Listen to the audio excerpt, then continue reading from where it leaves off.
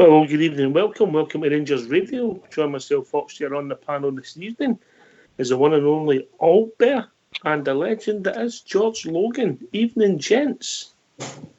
How you doing, boys? All right? How you doing, Ox? Evening, guys. How you doing?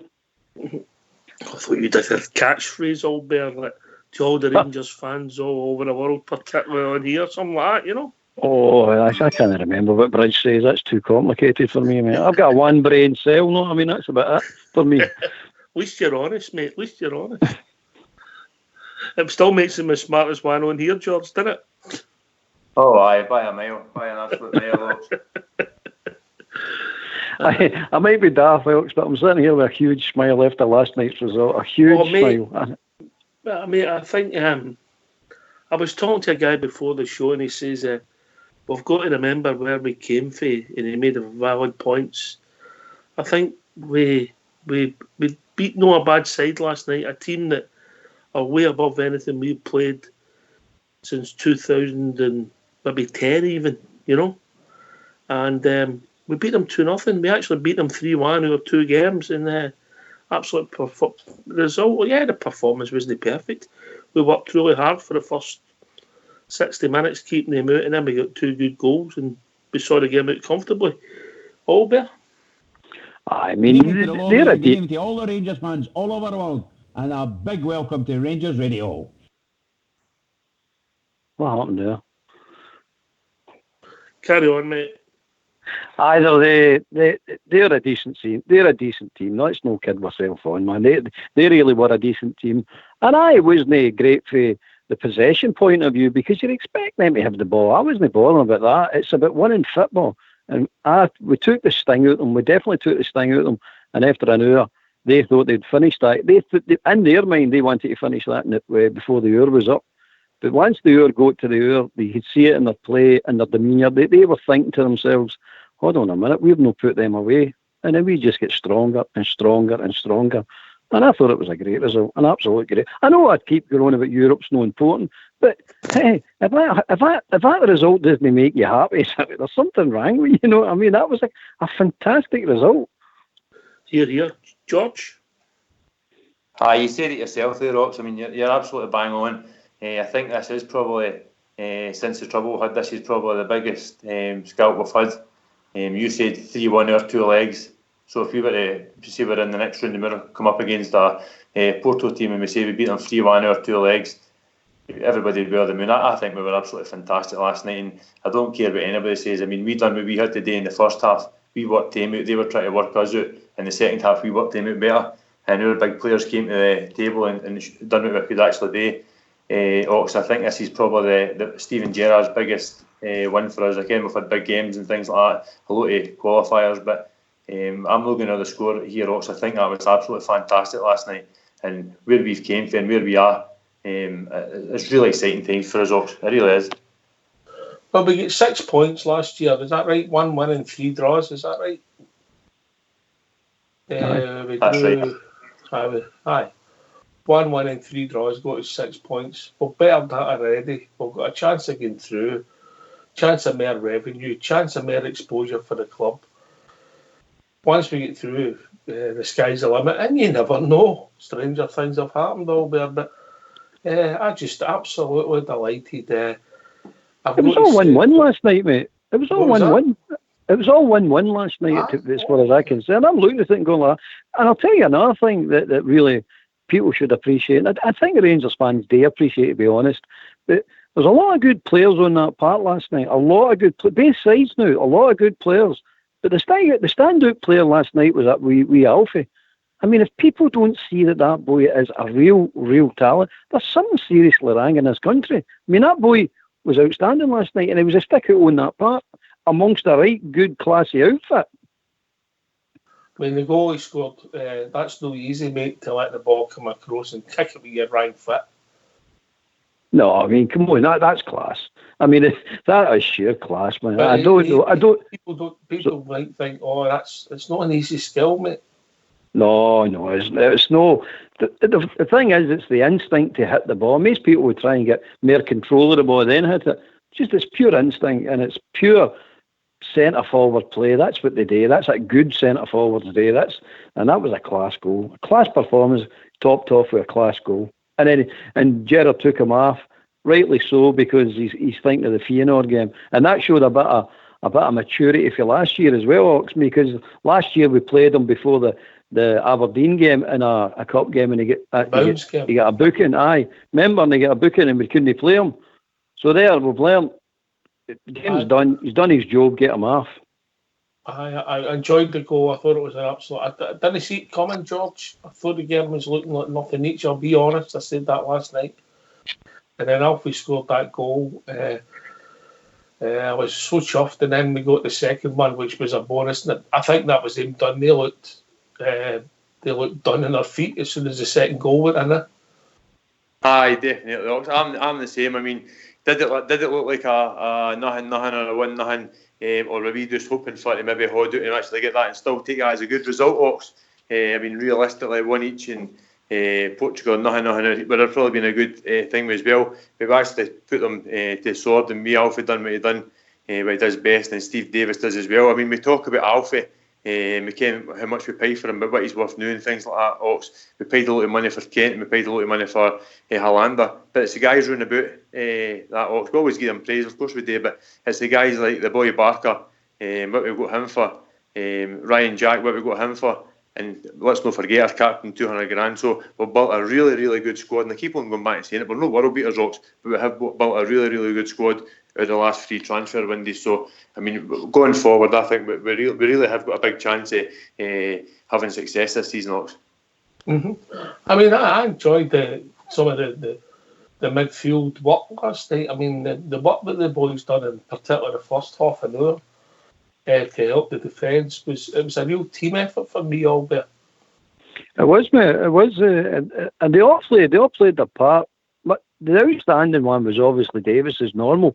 But I thought Kamara had I thought Jack was a bit quiet but effective. No, I mean, but he done running, mate, without being involved. Aye, exactly. And that's when you know you've got a good midfield, when these guys are just doing that work and going unnoticed. But I thought Kamara, his clearance off the line was superb. Absolutely superb. Worth a goal, maybe worth 2 goals. It was, mate. It really was, because I'm saying myself, that was class. That was good, son. That was class. But I thought he'd know about it. He had a wee couple of dodgy passes. Of course he has. That's going to happen in games, isn't it? But nothing came of them. So overall, I thought the boy was tremendous last night. Tremendous. And I'm saying myself, you're getting back to what the player you were last year, son. You're really starting to come into a bit of form now, which I'm happy to see, to be honest with you. I'm really happy to see.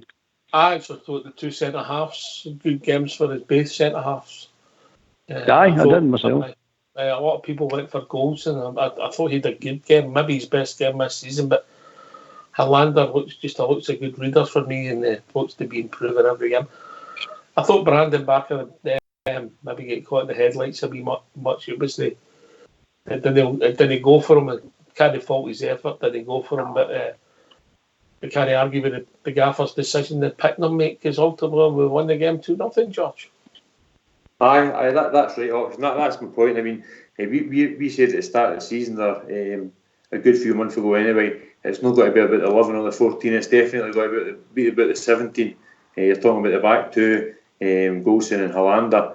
Katic has come in and done his bit. Up front, Jermaine Defoe. So we've really got a decent enough squad where you can see a couple of changes. You're saying Brandon Barker, he never really done much last night, but he's on one side of the park, and it cost us less than £1 million. And we've got Kent on the other side, it cost us a lot more, but they're all playing their part. Ox. It's putting this jigsaw together. Really Gaffer's putting a cracking jigsaw together, and I'm starting to really think, okay, we have got the makings of a really, really good team. Steve Davis, for me, again, what Albert said, I thought he was absolutely class last night. Ryan Jack, watching him after the ball was unbelievable, what he done after the ball and things like that. So I'm delighted going forward, Ox. And I'm maybe going out the score, but I think that was a great result for us last night, Ox. I really think it was a fantastic result. And if you'd asked me a couple of weeks ago, I'm not that bothered about Europe. If you'd asked me last night before we went into the game, what's more important, the night or Sunday? For me, it was Sunday. But you know what, Ox, you've got to take these big results because we've had a few kicks in the teeth over the years. Yeah, George. Listen, I think this sounds really daft, but I'm not going to want to go into Sunday too much yet. But that result, I just see Livingston don't being a problem for us. I just think that our guys have been such a high confidence in the whole squad. They'll be buzzing. I mean, they should be anyway, you know what I mean? And I'm expecting it as well. But I'll come back on that point. But the one I want to pick up on, it was the Barker one. Ox, if you don't mind, I was going to say something about that. Wee boy Barker, he didn't look if he was doing anything last night. But I'll tell you something. I watched it again this morning, and I particularly wanted to see about that boy because I believe that boy makes us a better team. Now, the reason I'm saying it is I get taught a long time ago that you don't have to have 10 Pelés or 10 Messis in your team. It doesn't work. You sometimes need to have a player of less ability but affects the team. He makes the team play better for whatever odd reason. I'm not quite sure what the reason is, but they do make the team play better. Barker's that type of player, and I like the boy. I think the boy does a lot of work after the ball that Ojo and Jones and these type of players will know he does it, and that in itself makes the team a better team. And I've got a lot of time for the boy, but you know who puts me in mind when he's actually running with the ball? I might be wrong here, but he puts me in mind of Bobby McKean. I don't know if you agree with that, but I think the boy is a decent player. I really do. And I think once that boy's up to speed and up to fitness, you're going to see a different player altogether. And I really think he gives his balance. If he crosses a ball and somebody headers it in the net and it stops 10 in a row, he'll be a legend like Bobby McKean. That'll do me. Aye. But that's what does it not remind you of Bobby McKean yourself? Well, I don't mean to be rude all there, but I was on my way when I seen Bobby McKean play. maybe I'll get rose-coloured glasses because Bobby McKean was one of my favourite players. You know what I mean? Great dribbler, tragic story, great dribbler. But I'm sorry to take us off subject there, but that's all, mate. And if you ever get a chance to look at that, George, on YouTube, look at that. Colin Steens, you go and watch the jink with Sandy Jardine, and the cross by Bobby McKean to stop 10 in a row, and the header by Colin Stein. Yep, I was at the game. So was I, but I was on my way. I was only away in my cell. I was only at 20 on. A baby in arms, you were. In arms of a babe, is that the same thing? Aye. Well, I was still getting breastfed. I shouldn't have been, but I was still getting breastfed. You're 24. But so when I see that boy Barker, he just puts me in mind. I don't know why, but he just does. I think it's that crouched over, but the way Bobby McKean used to be crouched over. Well, as if they're always going to follow the ball. Aye. But they always seem to be, you get by him. Oh, you get by him. Last night, the boy wasn't effective going forward. I'll give you that. He wasn't really, but see his work after the ball and his defensive stuff and his overall work rate. I'm saying that's fantastic. And that in itself makes you a better team. I know a lot of people don't agree with me. That's fine. I still say that last night's team is our strongest team. Because I think the balance of the team, I think the way we play, once we get into the game, once we figure teams out, we do play some nice stuff. Come on, we really do.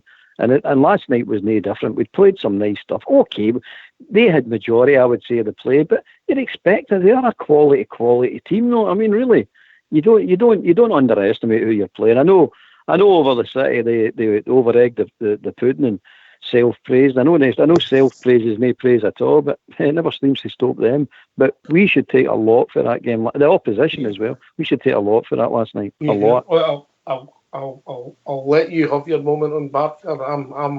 He's in the Ojo camp for me. The jury's still out. I don't want to be critical, but the jury's still out. That's a fair point.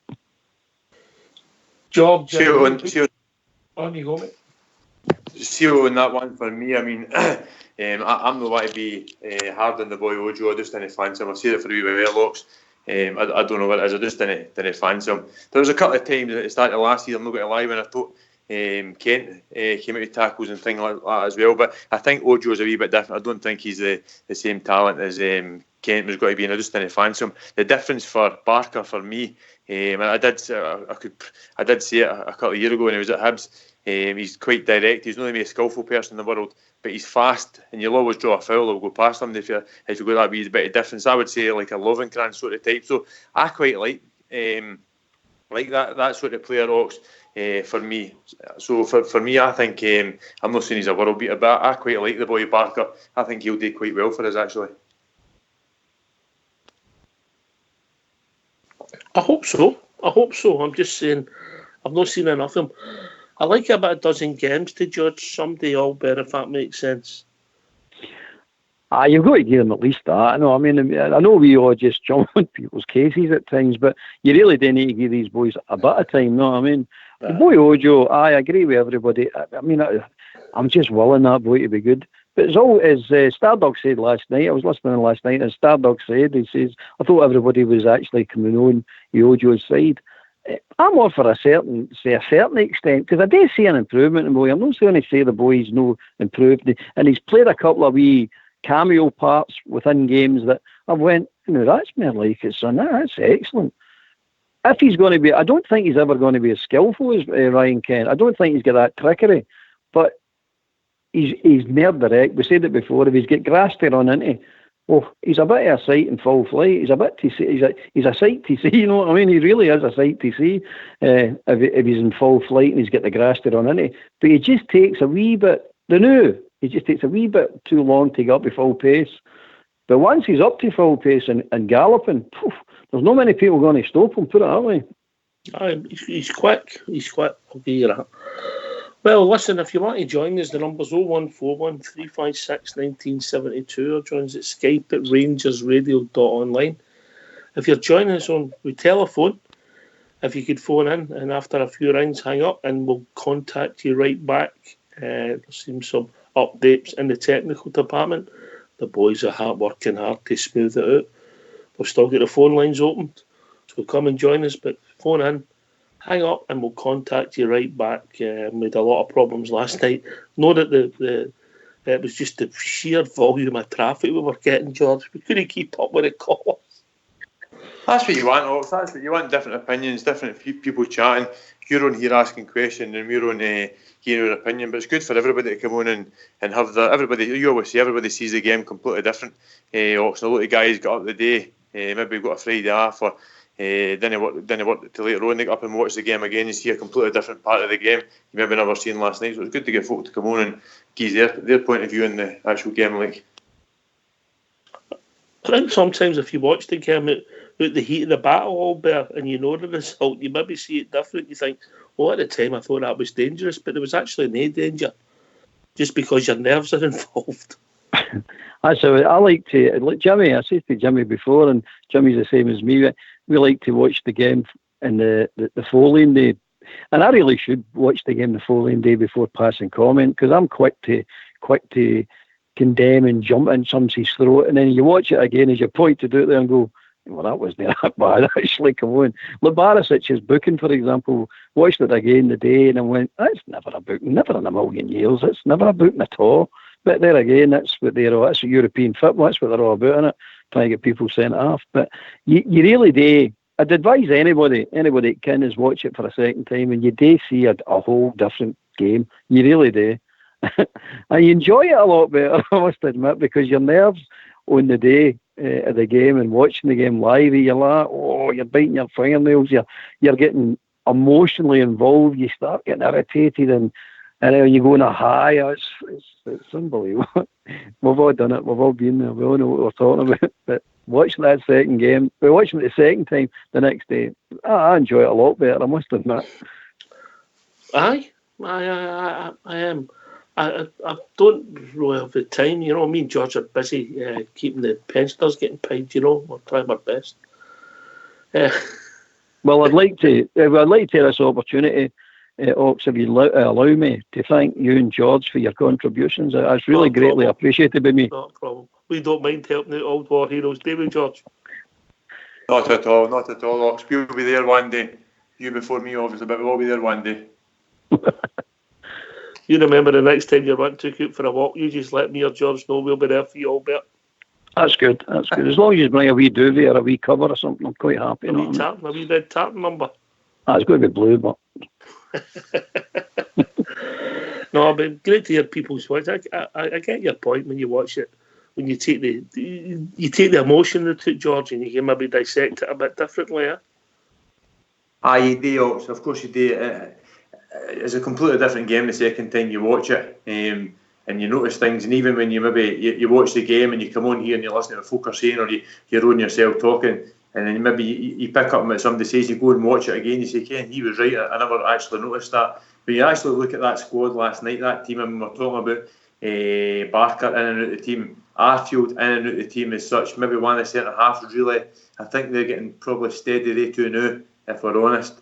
The guys that are actually sitting on the bench who are not getting in the team, your Kings and things like that, they must be thinking to themselves, will I ever get in this team? Because when you're outside that 14, 15, it must be really, really difficult to try and get back in this squad, in this team, because we're playing really well. The guys that are coming in are taking their chances. I mean, the boy Barker's come in and took his chance. Ryan Kent's came back in and done well. Jack and Davis and Aribo and Kamara, anyone name dropping, it might be hard for them to get back in as well. So it's a good problem for the manager to have. Ox, it really is a good problem. I couldn't imagine at the start of the season when we brought in the boy Kent, the boy King, you wouldn't get a game for us, Ox. No. Here, what about just talking about watching that again? What about Aribo's first couple of touches, nearly the first touch particular, then one a couple of minutes later out in the other wing? That was brilliant, all Bill, wasn't it?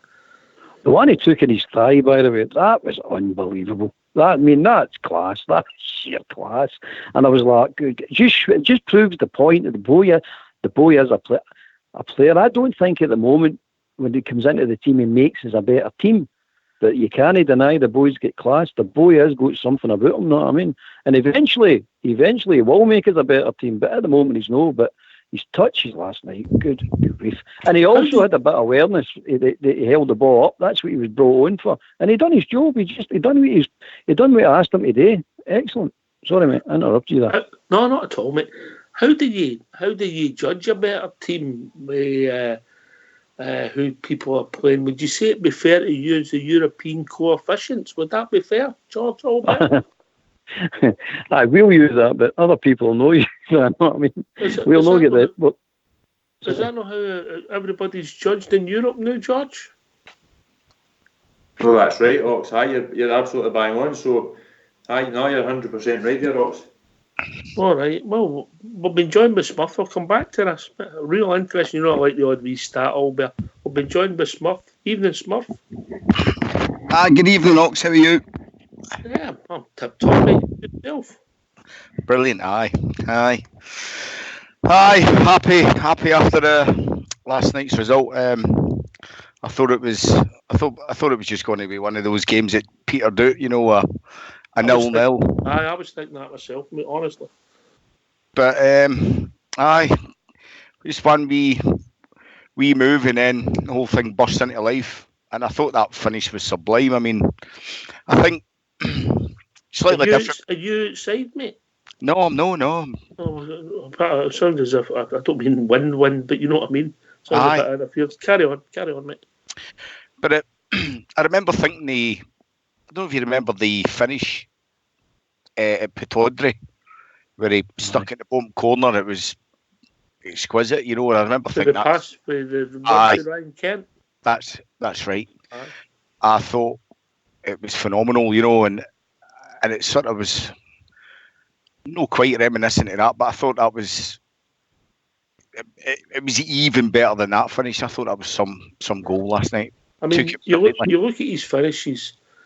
Tavernier put a cross in, and it's not all his finishes, but he did one in against Midtjylland.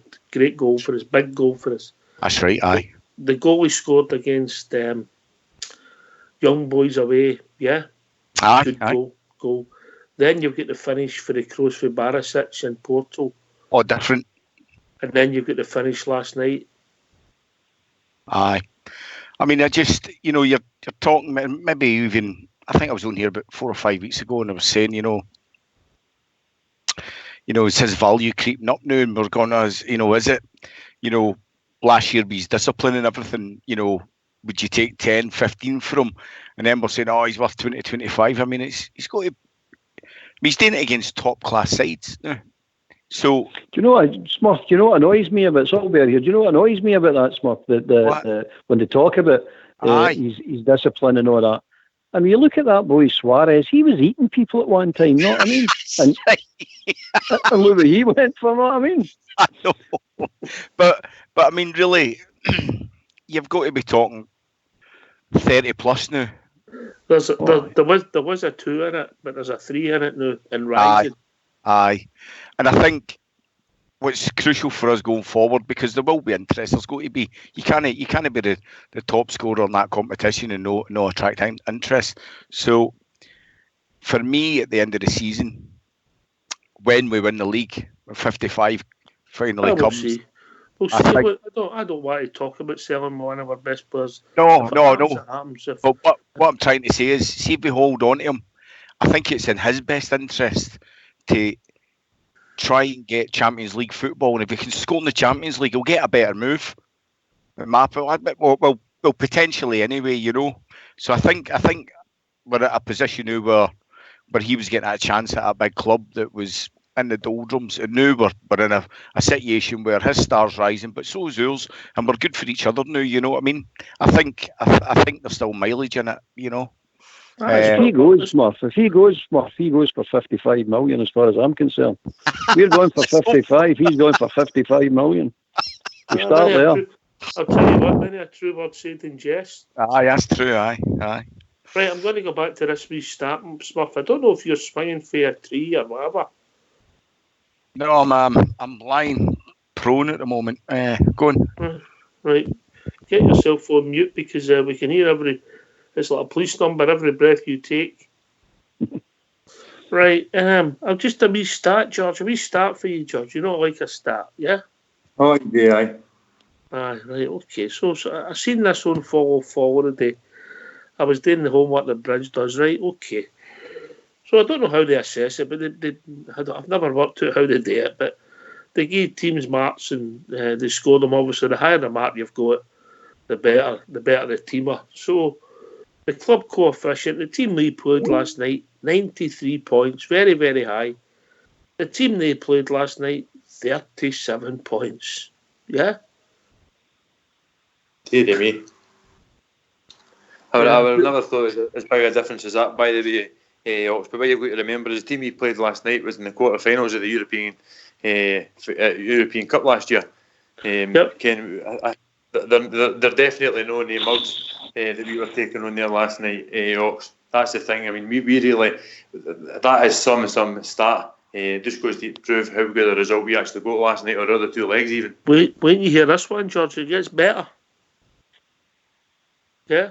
All the teams in Europe this year, our average is 26.36. Yeah? Which is round about young boys above lead year. Yeah? Them across the city, 9.75. With a team at an average of 3.5, which is just above progress. Put them out the Champions League and they get to take scot-free with no criticism. There you go, mate. Put it into perspective. I can totally believe that, because when we actually spoke about our group at the start, and again everybody says about Champions League groups, but if these teams who we're playing against now were in a group in the Champions League with a Barcelona or something, you could believe it. Porto final, all the big guns, and they do about it all. They'll be saying the same about us as well. They'll be saying we're in a group with Rangers and Bayern and Feyenoord and the young boys and things like that. And Porto, of course, has got to be saying that, because we're a European giant day. Let's not forget that we've been the sleeping giant for the last wee while. So them coming last night and us doing that to them shouldn't be a big massive surprise. But where we've actually came to, Ox, is really just shows the progress we've actually made, Ox. I know it means nothing and the game's played on grass all there, but there you go. The bottom line is, though, Ox, I mean, let's get it straight here. No, I mean, I'm a Rangers supporter and I'm going to say positive things about Rangers, but let's get it straight here. They're living on the back of us at the moment. There's no getting away from that. They're talking about this coefficient. Well, I told you before, we can roll up to a ball and ram up the ring. I don't care about their coefficient. It makes nothing to me. I don't care.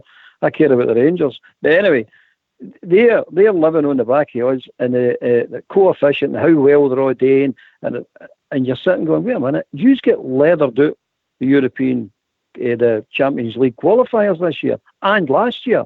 You're sitting there now trying to take plaudits about, oh, we are getting the coefficient up. No, you're no. You're damaging the coefficient. You've got the chance to get the coefficient up in the Champions League, where you gain more points in the coefficient, but you keep getting leathered out the Champions League. So it's Rangers that's actually keeping you on. It's Rangers that are pulling you up by your socks. Again, this was the Armageddon that was never going to happen scenario again. Know what I mean? So they're living off us. They're piggybacking on the back of us, and that's the way it should be. That's the order of things. That's the way it's always been. That's the way it's always going to be.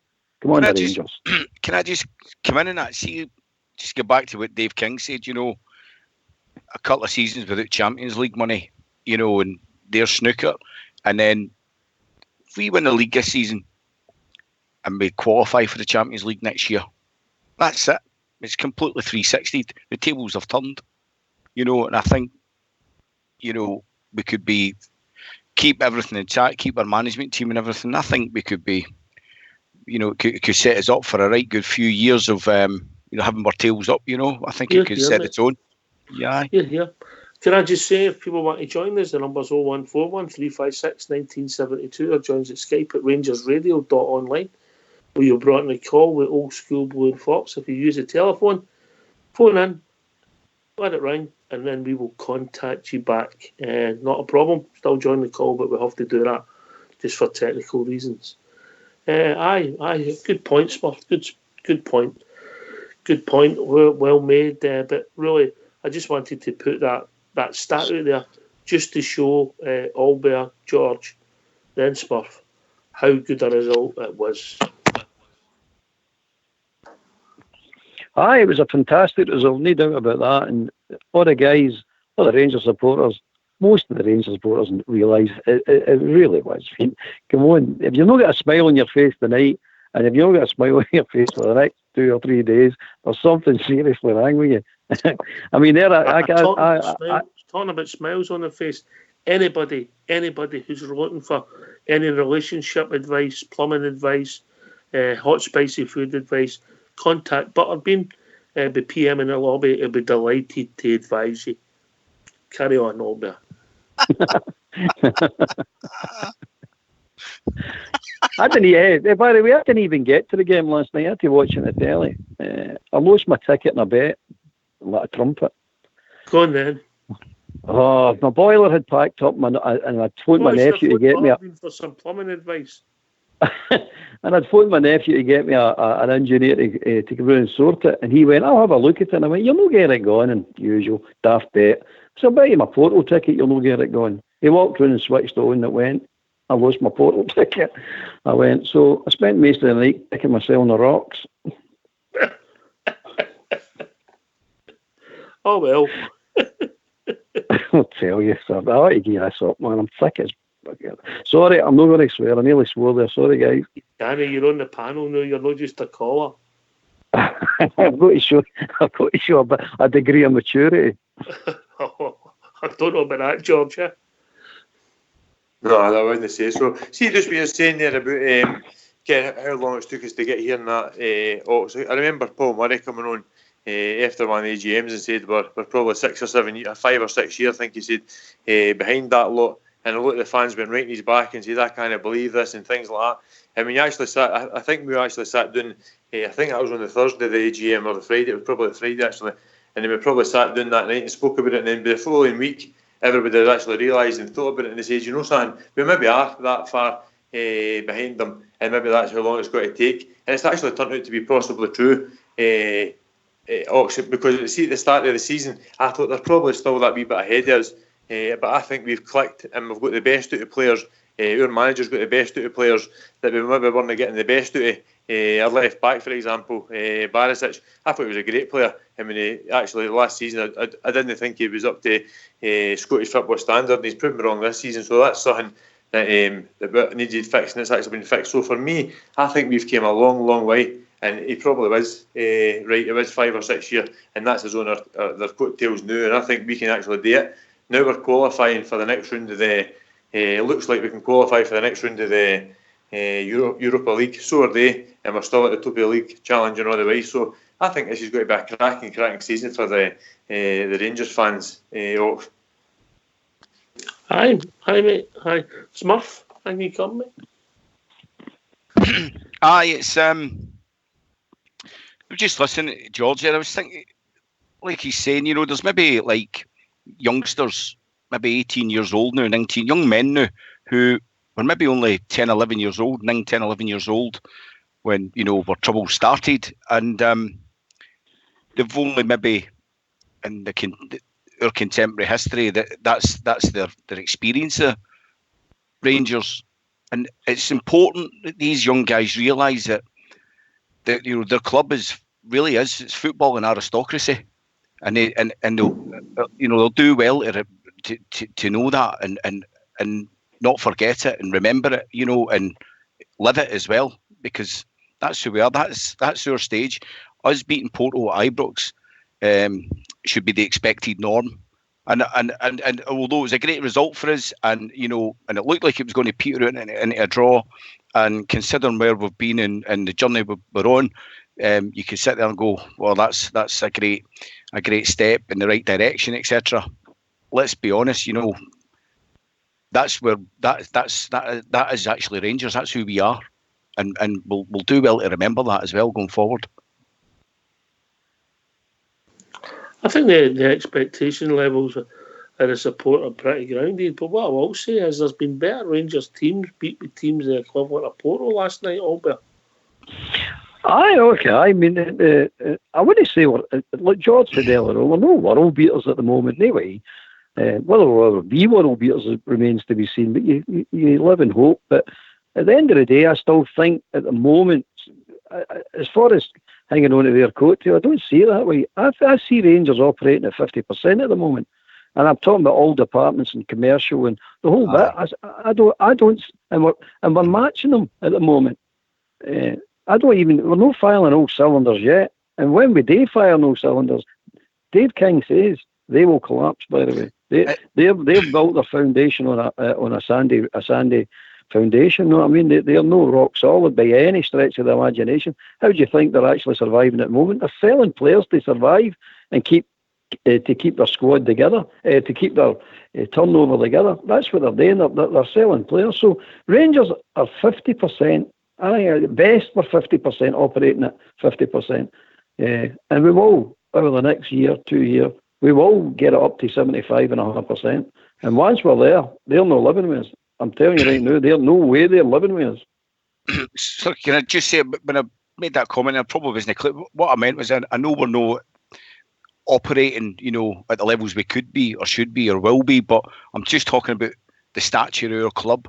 It's maybe no sort of reaching the peaks commercially, etc., off all the business side of it, what it is. But we've got a tremendous history in Europe, and it's just a younger generation of guys that maybe no quite realise it or have maybe no experienced it. I see your point, mate. I see your point. Do you know what I mean? I'll tell you what, but if you take these 2 seasons, there's no a Rangers manager ever seen off the amount of teams. That's true. That Stevie Gerrard sent off. I was sent something today with young Stardog, and it was a comment that was on the BBC. He sent me it. Spartak Moscow, Villarreal, Legia Warsaw, Feyenoord, and now Porto. Now, that's decent sides. Mm-hmm. Have all come to Glasgow and all sent away without even scoring a goal, and Steven Gerrard has only lost 3 times and never at Ibrox across 26 matches in continental competition. Rangers have lost just one of their last 12 games in Europe, winning 8 and drawing 3. Rangers have registered 7 clean sheets in their last 8 home games in Europe, shipping just 1 goal in that period. Morelos is the first player to score in 3 consecutive appearances in a major European competition since Nacho Novo in 2006-2007. I just don't think we're getting the kudos we deserve, Albert. Of course we're not, mate. I mean, what you've just facts and figures you've just battered out there, man, just tells you. I mean, that's Scottish press and all the rest of them in Scotland. I mean, they should hang their head in shame. They really should. I mean, it's ridiculous. It's absolutely ridiculous. But the rest of Europe's taking notice. Don't worry about that. The rest of Europe, the rest of the world football's taking notice. And they're more important, let's be honest. Because this wee stupid daft country that we keep saying we're a country, but we shall know we're just Northern Britain. In the end, in the scale of things, it doesn't mean anything. Let's be honest. They don't count. What they think and say about Rangers doesn't count. It really doesn't. As far as I'm concerned, they can say what they want. They're just making themselves a pure laughing stock. They've got something happening in Scotland with Rangers that they should be singing for the rooftops, because let's be honest, Scottish football, or Northern Britain football, is needing a boost. There's a boost right away for you. No, they'll not do it. They'll not. For hatred for Rangers, they won't give you the credit. Ridiculous, absolutely ridiculous. I think they're hidden shame, a lot of them. Oh, and that's only the start. Hanging their heads in shame. George, interesting stuff, when you it really is. I mean, when you think about that, we've had ups and downs, but I think last night, Ox really is. I think it was Fox as said, Ken, this proves that we're back where we want to be. That is massive, and I don't care what anybody says. You can say didn't go the score, it's 1.5 games, 2.5, whatever it was. It's absolutely massive, Ox, what we done last night, beating that team. You just spoke about the teams who we beat over the last year and a half, and it's been absolutely fantastic. But last night probably tops the right half for us, because here the last however many years, it's been 6 or 7 years, 8 years. I think that we've had as fans, we've had ups and downs. Me personally, when we very started at the very bottom against Brecon City, I thought to myself, we can really do this, because all the fans were there, the place was buzzing. Peterhead the following week, the place was buzzing. But then a year later, when we were playing Rafe Rovers at Easter Road, and I looked what was there, and you ken the story, I was arguing with the players after the game. You know, I couldn't see it, Ox. I could not see where we were going to get back to where we are now. And look where we've actually came. We've got a good board in place, a decent manager in place, backroom staff, and we're doing really well, Ox. So for that result last night, we need to revel in it, because it was absolutely fantastic, and that's what Rangers are made of. Big results like that. Yeah. I'm going to bring a man to join us who this is his words, no mine. Skipped along to Cessnock subway station last night. Evening, Fox. Good evening, boys. You did, Fox. Oh, Evening, Fox. What a night, mate. People talk about our league and we know it's a priority, but that last night, right for the Union Bears display to the end of the 90-odd minutes, mate, was absolutely nail-biting at some times and absolute pleasure at others. I don't know how else I can describe it. When Alfie scored that goal, mate, if I didn't put lead in your pencil or something the matter with you, that was absolutely outstanding goal. And the work for Tav, the challenge for the ball, Ryan Jack to have the composure to How are we look up. going to measure this, Fox? Oh, you can measure it. I made the subway at Cessnock last night in about 6 minutes, a world record for me. And I never got to sleep till 3:30 this morning. I was buzzing, mate.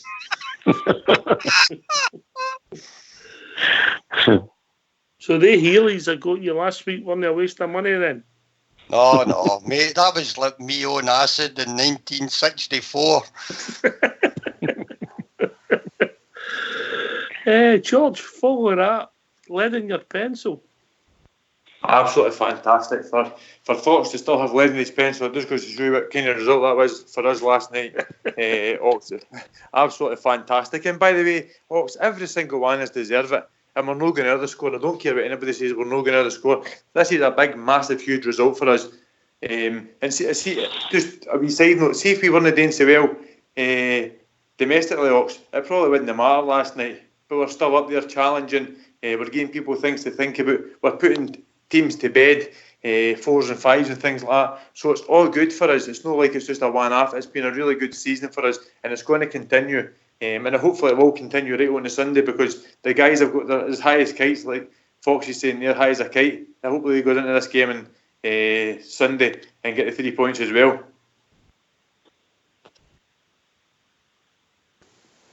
Oh, do I get a message here? Oh, sorry. Aye, George, long may it continue.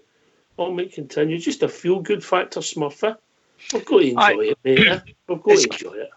It's great. It's you've got to. Look, there's enough lows, and we've been through enough lows. We're entitled to. We're deserved to, obligated to enjoy this, and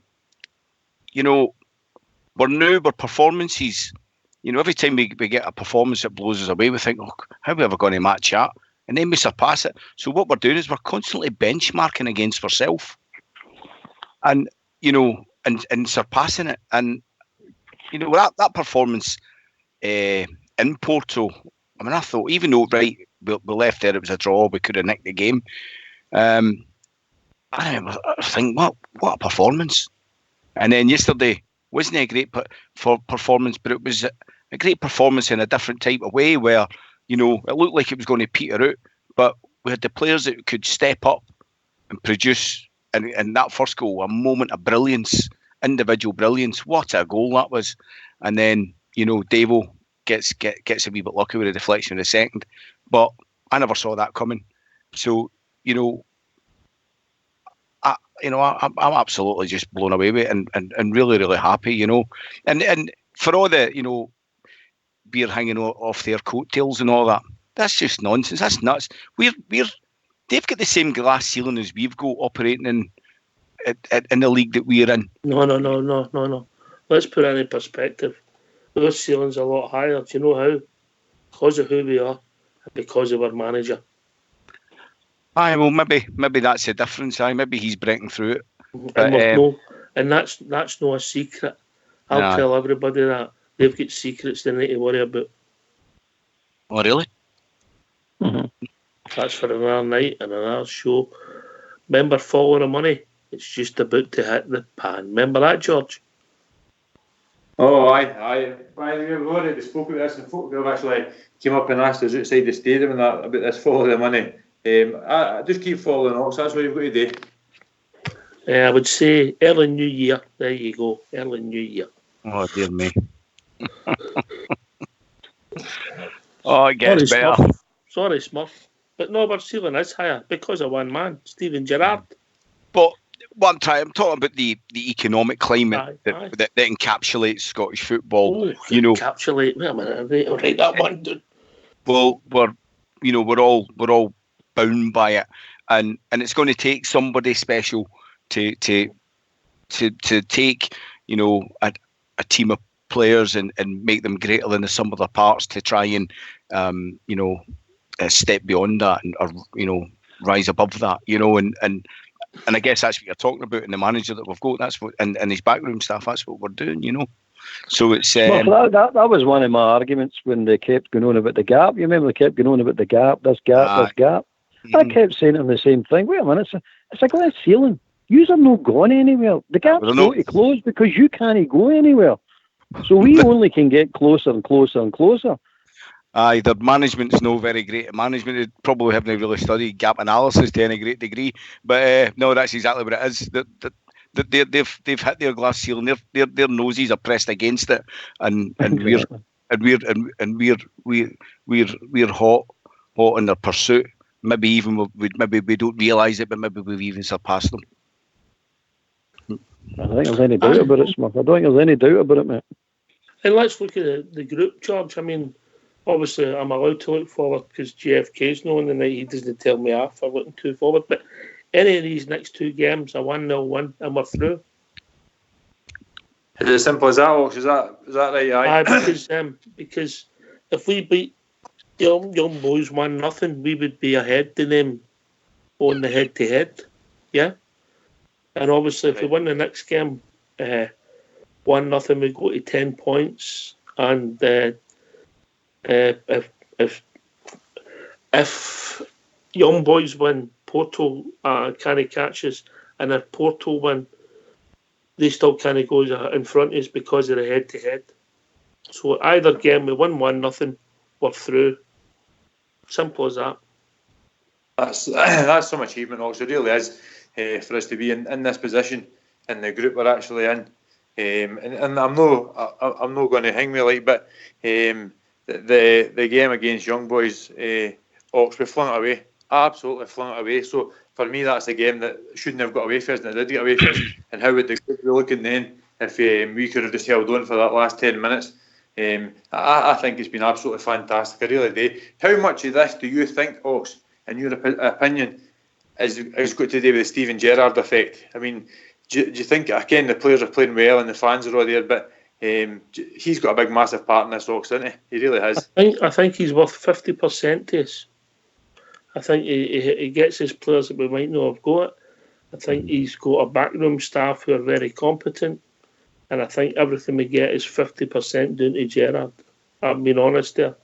People might disagree, but that's the way I see it at the moment. I would probably say that as well, Ox, aye. He's raising our gas ceiling, and remember, I'm answering a question off the cuff there, Albert, but that's the way I see it at the moment. Well, the problem, it's not a problem. The fact of the matter is, Ox, the players that we've got and the players he brings in want to impress him. So that's a big factor in itself. So that's part of the 50% you're talking about. So they're going out there to go, I'm not wanting to make a complete trumpet of myself in front of Gerrard. No, I mean, I want to go out there and go, well, I want him to think that I'm a decent or good player. That's what's happening. Look at the boy Jack, for example, Lee Morellis, all up in their games. They're all going like that. Well, we want to impress the guy because he's pedigree, because he's in playing career and things like that. I mean, they respect the guy and they want to impress him. Yeah, who wouldn't? You would do the same yourself, wouldn't you? I think he's a leader, Smurf. You know about leadership, mate. And, I know you're always at the back, but I see Gerrard at the front, and people would go through a brick wall for him. He's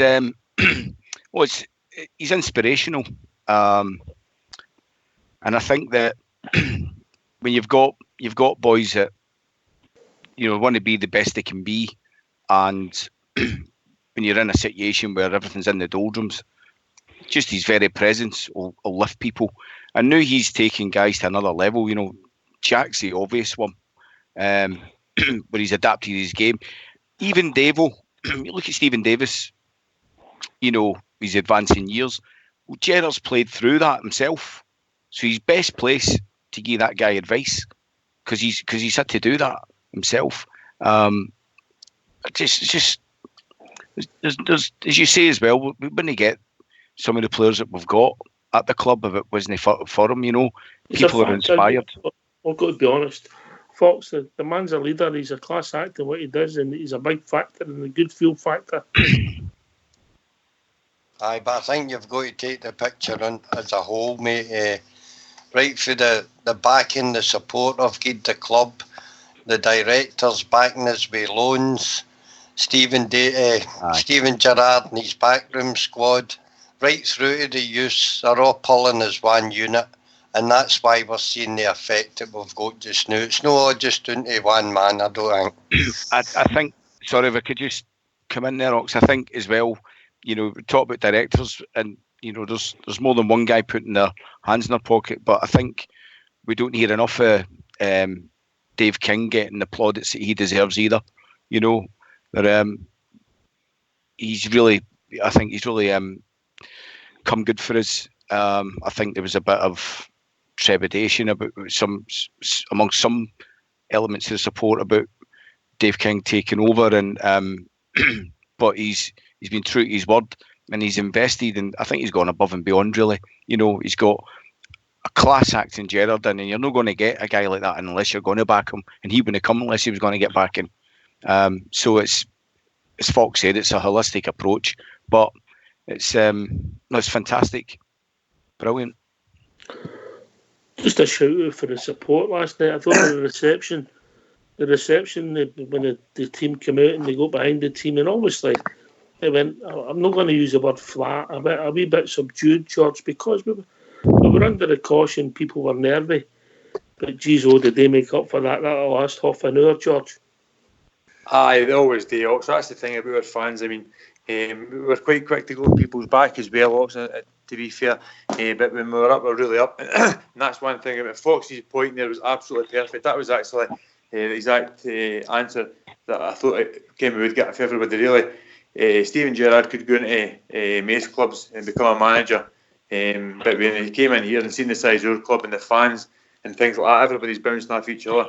He's coming in and we've got the Steven Gerrard effect. and he's got the Rangers effect and things like that. So it's all working for everybody. We're bouncing off each other. It's really working really well. And every single one of his interviews, he always mentions the fans. The place is rocking. The place is great. How many fans follow behind? So it's absolutely brilliant on everybody in New York. We really deserve the praise we're getting, and to have him as a manager is absolutely perfect for us. Like, brilliant. We'll hold that thought. We'll maybe develop it, and we'll hear from the manager at some point after the tune. But get yourself a mute, lads. We're going to have a tune for the Old School Blue, I believe.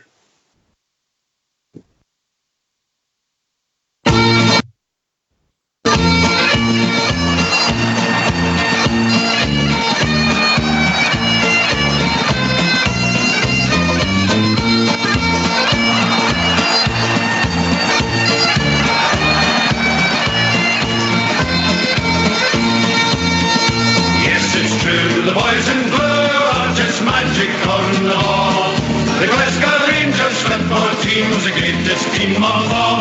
We support the Glasgow Rangers, do not Ibrox is the place, and we will follow in the championship race. Yes, it's true, the boys in blue are just magic on the ball. The Glasgow Rangers football team's the greatest team of all. It's true, the Magic Boys in Blue are the best team in the land. You've got to queue and govern to get a ticket for the stand. Yes, it's true, the Boys in Blue are just magic on the ball. The Glasgow Rangers football team's the greatest team of all. We've spent a lot of money on great players, yes, that's true. But the Rangers fans deserve the best from the boys in Royal Blue. Yes, it's true, the boys in blue are just magic on the ball. The Glasgow Rangers football team's the greatest team of all.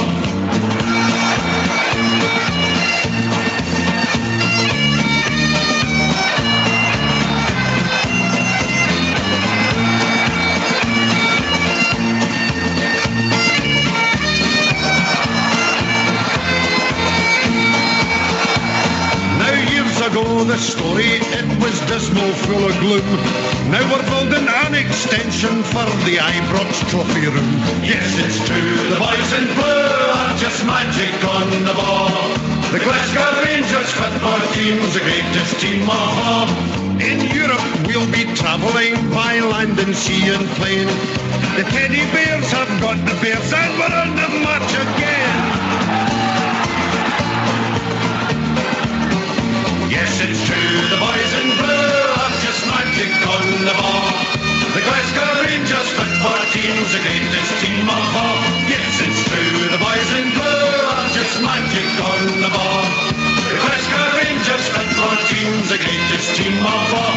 Yes, it's true, the boys in blue are just magic on the ball. The Glasgow Rangers football team's the greatest team of all. Yes, it's true, the boys in blue are just magic on the ball. The Glasgow Rangers football team's the greatest team of all. Yes, it's true, the boys in blue are just magic on the ball. The Glasgow Rangers football team's the greatest team of all. Yes, it's true, the boys in blue are just magic on the ball. I wish Bridge was here. How we doing, lads? All back? Yep.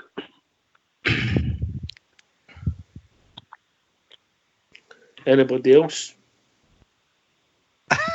God, why won't that unmute? You're not very good at that, are you? Here we are.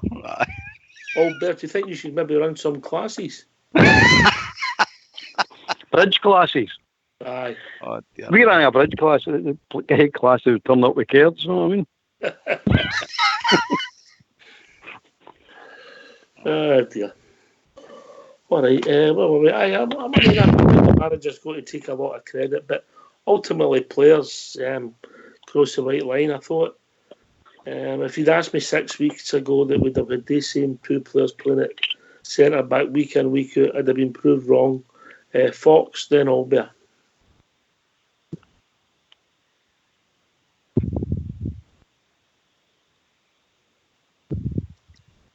Sorry, Ox, I was just fixing something out there. I missed the question. Just about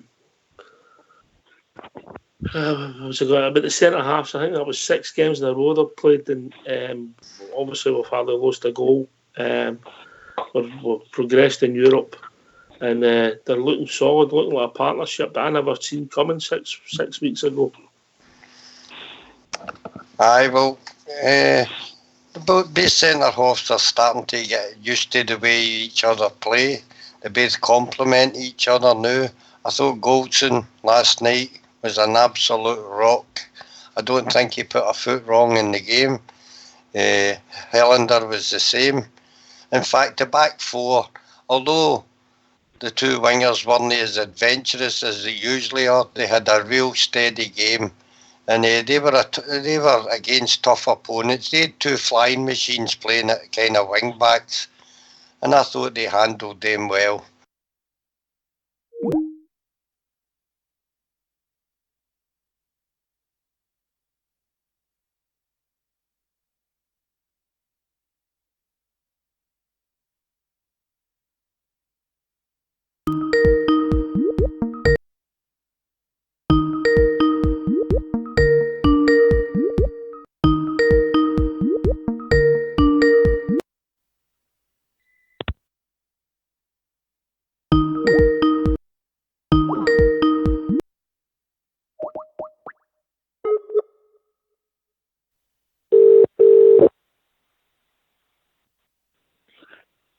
All right, guys, I'm back.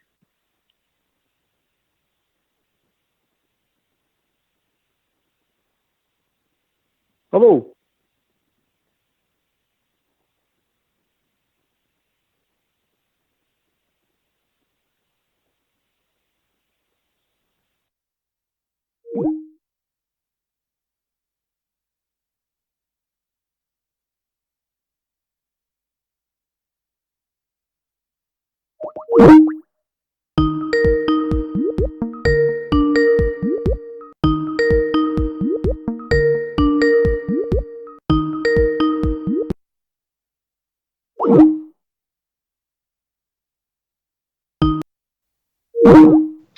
Oh, for God's sake.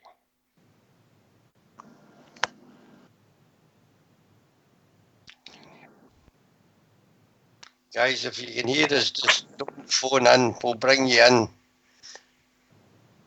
You and Terry, aye?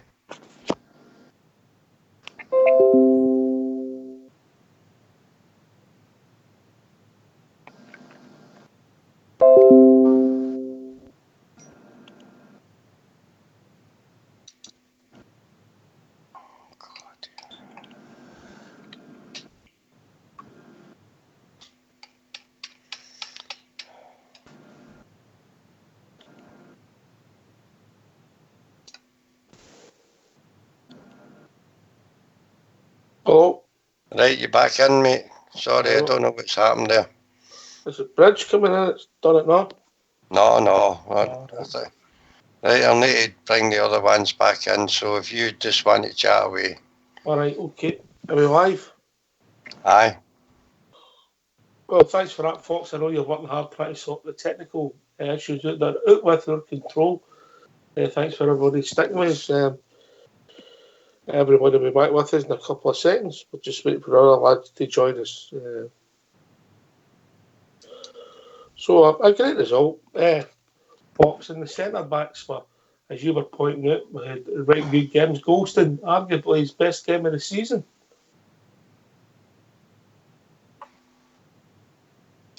Aye, he's having a great time now, mate. He's had a real load of people having a go at him over the last 10 games, but I think now he's settled in, and I think he's playing the best football he's played with us. I think I've managed to get Smurf back in. If you just leave me and go to Smurf, I'll bring the rest I'll of the certainly boys do in. that, mate. Smurf, you back with us? I'm indeed, yeah. Yeah, we're just saying about Golson last night. Arguably his best game of the season for us. Do you know what? I was sort of a wee bit sceptical. I was never convinced with him. I think that's, for me personally, the best game I've seen him playing in a Rangers jersey yesterday.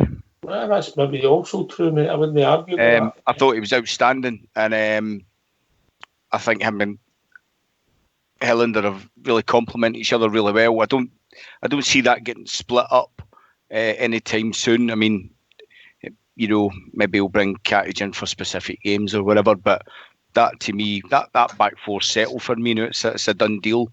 Tab's coming on to a game. Barisic is flying, and no, it was great. And I've sort of turned the corner with Goldson. Really, I haven't seen that. I thought, this guy has got something about him. If he's producing that every week, we're not going to go wrong. And another thing I just say is the boy Kamara. He's understated. Seems to be trusted specifically in Europe with Gerrard.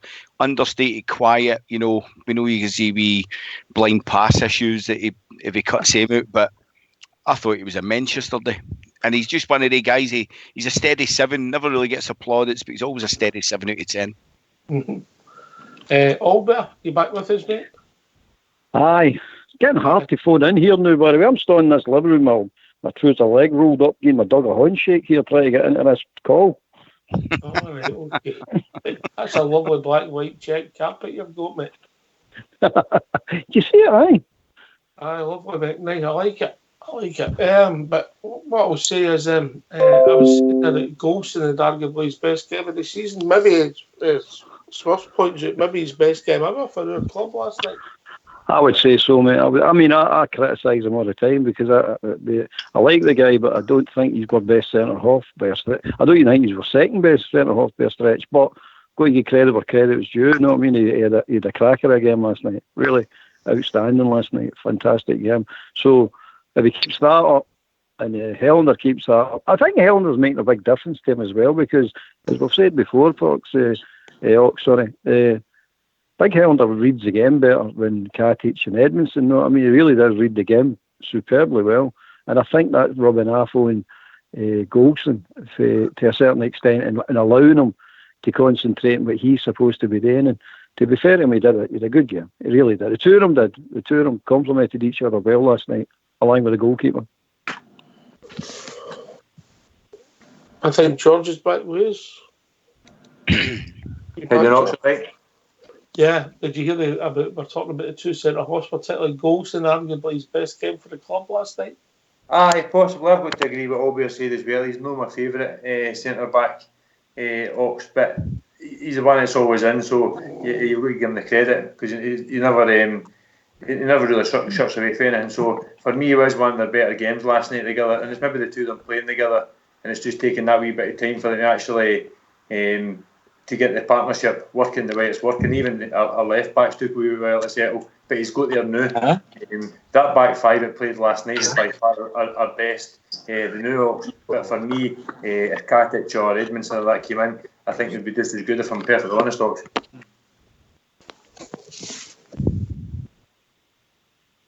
Well said, George. I think it's really good that we've got these positives coming. Fox, is it all right? Are we sorted for taking calls, mate?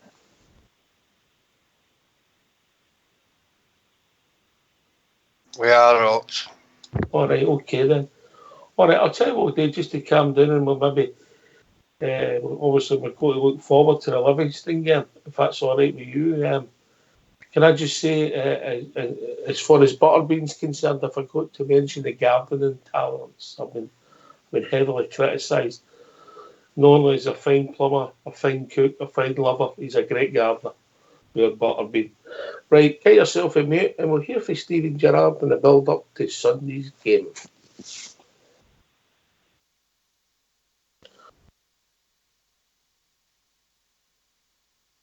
You will probably slept pretty well after that. Yeah, I did actually, yeah. Took a lot out of me last night, it did, emotionally, so got myself home as early as possible and tried to get as much sleep, but of course it's a tough one to come down from. Everyone was on a high last night, and it was a fantastic night for the club. It could have been, especially at half time, it could have been a really awkward night because there was so much expectation going into it. How much, I guess, in over 12 hours, have you reflected on, I guess, the emotional maturity of your team to get a result in, I guess, top quality opposition? Yeah, I think it's the level we're playing at. I think you've got to hold your nerve. You've got to be brave and bold and back yourself at certain times. And that was certainly the message at half time. There was a couple of moments in the second half where it could have swung either way. You always know the first goal's massive on occasions like that, especially with our fans. I think our performance was a little bit edgy in the first half an hour. I could feel that within the crowd because everyone's desperate for it to go so well. But credit to the players, they stuck to the plan and they came out in the second half with more belief and built on the last 10 minutes of the first half. And I thought we actually managed the game once we got in front ever so well. In terms of the bigger picture, we talk in Scotland a lot about coefficient. I mean, it's been dreadful for the Scottish League over the last 4 or 5 years for both yourselves and Celtic over the last night, and that has not happened probably in I think a decade. The two top teams in Scotland have got great results against top quality opposition. What does it say about maybe this league and the fact how much it's improving, do you think? Well, I think we've all got to keep trying to work towards making it better, because what you're telling me isn't good enough for the sizes of clubs that are up here. With the history of at Celtic, at Rangers, at Aberdeen, we've all got a responsibility to keep trying to improve that, because as you say, over the last decade it hasn't been good enough, and the clubs the size are up here deserve to be in Europe. The fans need it. And that's what we can only focus on what's happening here, and that's what we've all been doing and working ever so hard towards, is to improve, first and foremost, getting the respect back in Europe and making people know that we're not going to be a pushover. We're going to fight as hard as we can to earn respect throughout Europe, and we need to continue to do that. Have you ever had challenges then to go to Livingston on Sunday? It's polar opposites, isn't it? It'll be different. The challenge will be different, but we want the same outcome. Obviously a different competition, but again, 3 very important points. Of course, it'll come with different challenges, i.e. the environment, the surface, and the style that we're going to face. But that's my job to try and get the boys ready, get them recovered, and if I feel it's needed, to try and freshen it up in certain places to make sure that we're ready to come out and start the game very well. Is a big part of switching between those 2 games the mentality of the players, going from the big European atmosphere to Tony Marco area? I think if you're operating in the top positions in this league, I don't think there's a bigger contrast in styles and in levels, if you like, in terms of switching from one competition to the next. That was the biggest, probably, eye-opener from last season. And one of the biggest lessons we had to learn is to switch your focus pretty quickly, no matter what the result is, whether it's a high or a low. Get over it as quick as you can and move on to the next challenge. And we've done that a lot better so far this season. But again, Sunday will be a challenge. And it's impossible to stick with the same players from game to game because there is so many games. But do you feel you've benefited in the past few weeks from having that settled back 4? Yes, I do. I think us as a staff, we've made the right decision in terms of when to pull Hollander in. I think it's very important when you come to this league from a technical league that you see the opposition in terms of who you're going to be facing, the style you're going to be facing, individuals you could come up against. The easy thing is to think, we've just spent a certain amount of money on a player, we're all desperate, we all want him to shine from the beginning, let's chuck him in and see how he does. But I think the sensible thing, especially with the quality we've got in that position, was to wait and be patient, and I think you can see the benefits of that now, because Phil knows what he's going to be facing from challenge to challenge. Stephen, you've talked at length about Alfredo and the qualities he brings on the ball, but off the ball we're starting to see good leadership from Cajolian's teammates like he was last night. Does that kind of show just how good a place he's in at the moment?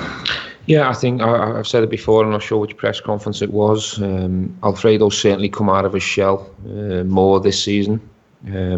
He's mixing really well with his teammates. He's smiling on a daily basis. He's working ever so hard on different aspects of his game, not just finishing drills, his hold-up play, his pressing. He's really listening to where the team needs him at certain parts of the game. And I think across the board we're playing without ego. Everyone's sacrificing themselves for the team, and Alfredo up there has certainly been the trigger for us to go and hunt the ball down and win it back, and then whatever so dangerous in the transition. So things are good at the moment. Ian Davis has also become a really big player for you, in the big games. What are the main qualities that he's bringing to the team at the moment? Well, I don't think he's really become a big player. I think he's always been a big player. I think if you followed his career as close as I have, he's always been a magnificent player, a very clever player who knows where to be at important times. He's so clever and has a lot of mixture within his passing range, which is good for us, how we want to play. Great professional, great lad to have around the place. I think when he arrived, it was just about trying to be patient, waiting for him to get up to speed in terms of match sharpness and repeating football matches, because that's when your best form comes, and he's certainly in magnificent form at the moment. You're on a strong run of form at Ibrox, both domestically and in Europe. Why do you think that's become such a fortress for you? I think the credit needs to be given to the players and the supporters. I think the supporters crack up a wonderful atmosphere there, and I think that's bringing the best out in the players from an individual point of view and also collectively. I said when I come in, it's important that we try and make Ibrox a very difficult place to visit for whoever's coming in. So by doing that, we need to make sure we're organised and we're aggressive, we're on the front foot, and then when we're in possession, we try and excite and play some good stuff that people enjoy watching. And I'm really pleased with our home form at the moment. But we don't play there for quite a while now, so we might have to alter or adapt slightly our style in terms of what we need out of these away performances to get the results we want. Is that a short turnaround? How's your squad for Sunday? Do you think you made a few changes? We're okay. We've had a recovery day today away from here, just for a change of scenery, just to freshen it up. I think after a night last night, it's important for everyone to just get a bit of calm today and recover, and then really try and tune in and focus on the next challenge. But thankfully, we've come out of last night's game without too many big problems. We've got a few little small issues, but I'm confident we'll overcome them by Sunday. You asked about St Mirren's goalkeeper Vaclav Vladke. You said earlier in the week that Rangers were interested in him. Is that's just all? His agent must be telling him that. I know nothing about that. In terms of you mentioned the fact you're going to be away from Ibrox for a few weeks, and there was obviously international break as well. Do you feel that the players are ready, if necessary, to grind it out between now and the winter break? I mean, the performances and the results have been great, but when you're away from home on a plastic pitch, like you're going to be on Sunday, for example, do you think the mentality of the team now is better, perhaps, than it would have been 12 months ago to do that? Yeah, I'd say so, yeah. But having said that, we've got to continue it. We've got to accept the challenges that are coming our way, and sometimes our style, we have to adapt it from game to game, because, as I say, the games are so different, the contrasts so different. Going away to Livingston, with all due respect, is different to going away to Porto or going away to Ross County or Hearts. So we have to be ready for whatever's coming our way, and we all know if the game pans out pretty similar to the one, I think was it 3 weeks ago, it's going to be a physical challenge. We had to have our physio on for 3 head injuries in the first 20 minutes, so we've got a good idea what's coming our way, and we have to be ready for that challenge. You've not been in the best form of late, but is it important not to get fooled by that? Because it seems to be form goes out the window against Rangers, whatever the challenge. Teams can lose 3-4 on the spin, but Rangers coming into time is a different carrot for them. It's I'm not saying teams raise the game, but when an old firm team comes in, you can see the excitement. The crowds are bigger, TV's there. It's a different carrot for opposition players. Yeah, you got the Sky Plus box set for the game, and you're going to miss it. Yeah, we've been on the back of our coach driver, actually, because there's something wrong with the Sky feed, and he best have it right for Sunday, because I want to try and catch the second half. We'll do everything we can to get it on, that's for sure. What a game that'll be. There's not much between the two teams at all, is there? Well, there's 6 points. That's a nice lead in terms of where Liverpool are, of course, but I think you can never ever write Manchester City off. We're a world-class manager like Pep, and the quality they've got throughout the squad. Be very foolish to write them off, because on the day they're capable of beating anyone. But at the moment, of course, you'd rather be in Liverpool's position, that's for sure. Just a quick one on the coefficient. If results continue as they are, positive results, there's a distinct possibility of 2 teams in the Champions League qualifying from the season after next. How important do you think that could be for the Scottish game if that does come to fruition? Yeah, I think it'll be fantastic for the Scottish game. I think it's exactly what it needs. But for me, the focus is Feyenoord and going there and trying to get a positive result. I have to worry about the now rather than the future, but it is certainly something that us as a club are going to continue to fight for.